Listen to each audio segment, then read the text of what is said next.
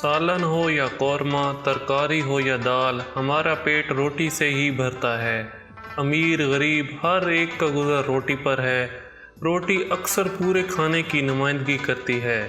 جب کہا جاتا ہے کہ آؤ روٹی کھا لو یا میں روٹی کھا کر آیا ہوں تو اس سے مراد کھانا ہوتا ہے۔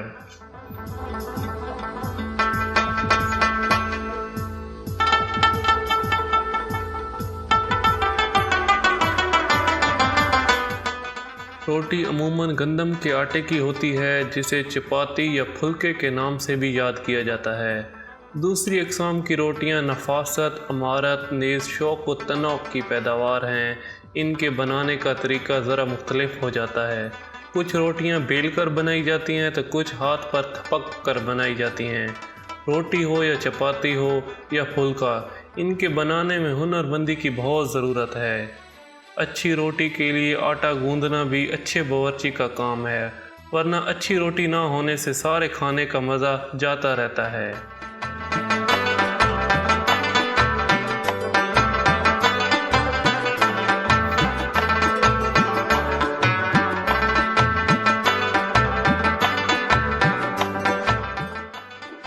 روٹی کی دوسری قسم پراٹھا ہے۔ چونکہ پراٹھا گھی سے تر ہوتا ہے، اس لیے سردیوں کے موسم میں اس کی بہار ہے۔ مختلف قسم کے ساگ، مولی، گوبھی اور دال سے بنے پراٹھے دہی کے ساتھ بڑے مزے سے کھائے جاتے ہیں۔ پرانی دلی میں ایک پوری گلی پراٹھوں کے نام سے منسوب ہے اور پراٹھے والی گلی کہلاتی ہے، بالکل اسی طرح جیسے لکھنؤ کا شیر مال بازار۔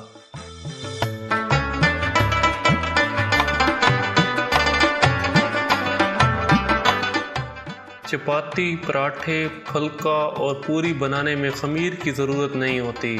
گرم گرم پوری جب کڑھائی سے نکلتی ہے تو بے ساختہ ہاتھ آگے بڑھ جاتا ہے، اور ساتھ ہی اگر کٹوری میں دہی سے بنی آلو کی ترکاری مل جائے تو دن بھر کے کھانے کی فرصت ہو جاتی ہے۔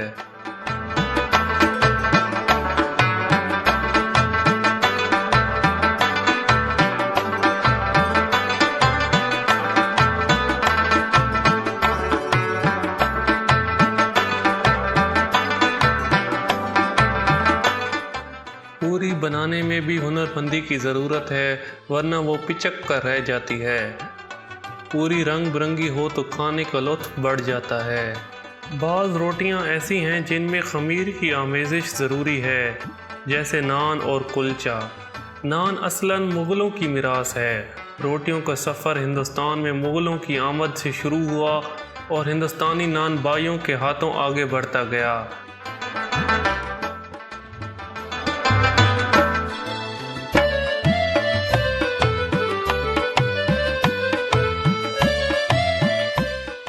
آج ہندوستان میں انواع و اقسام کی بے شمار روٹیاں بازار میں دستیاب ہیں، جن کا بنانا گھر میں ذرا مشکل ہوتا ہے۔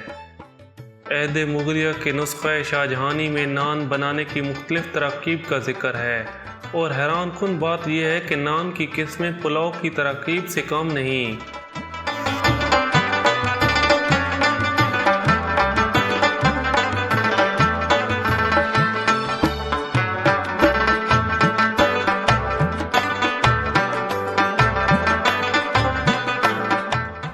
مغل شیریں پسند تھے، اس لیے بیشتر نان میٹھے ہوا کرتے تھے۔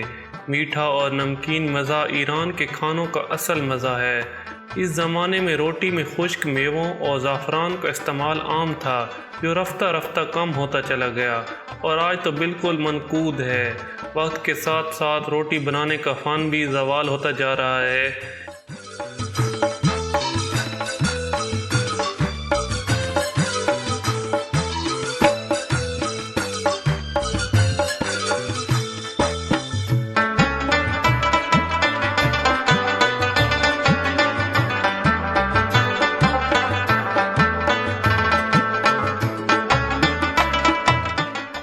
اسی طرح دلی کے بازاروں میں الٹے توے پر پکائی جانے والی رومالی روٹی جب نان بائی ہوا میں اچھال کر توے پر ڈالتا ہے تو نان بائی کی ہنر مندی سامنے ہوتی ہے۔ روٹی ہر انسان کی ضرورت اور زندگی کا سفر اس کے بغیر ناممکن نظر آتا ہے۔ اپنے زمانے کے معروف شاعر نذیر اکبر آبادی کی ایک نظم روٹیاں مختلف قسم کی روٹیوں کے ذکر پر ہے۔ دوستو روٹیوں سے متعلق آپ کو یہ کہانی کیسی لگی؟ اگر اچھی لگی ہے تو سبسکرائب کر دیں۔ شکریہ۔